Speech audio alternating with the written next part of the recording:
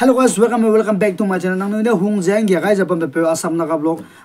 Nang ni suge ye hello kya tilo le. Zeme YouTuber roja, hello epui ke lamui, epui gu number ja, ahanga pe me. Zeme YouTuber roja, hello epui ke lamui, epui gu number ja, ahanga pe me. Isoi maza, betulungu aram longai lulu taku. Betulugu aram longai lulu daku. Punjab bandi gume gadi zai anai gara heleu ke sang lai ahanga kengai long.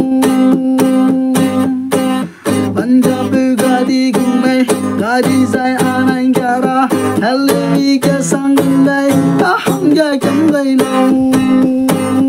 Isoi magza betulugu aram longai lulu taku.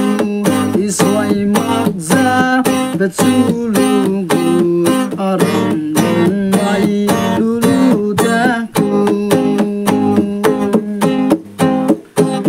Offline kita dai guda into so gai luza into so gara hanga alun kya sang me.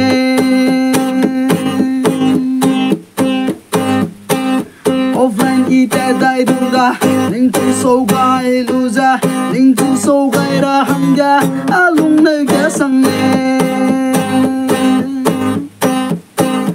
Isoi maza betulugu aram longai lulu daku. So guys, thank you for watching my video till the end, and don't forget to subscribe my channel and press the bell icon to get notification guys. So how you feel after listening this song, you can comment in the comment section guys. Thank you for watching my video till the end. See you in the next video.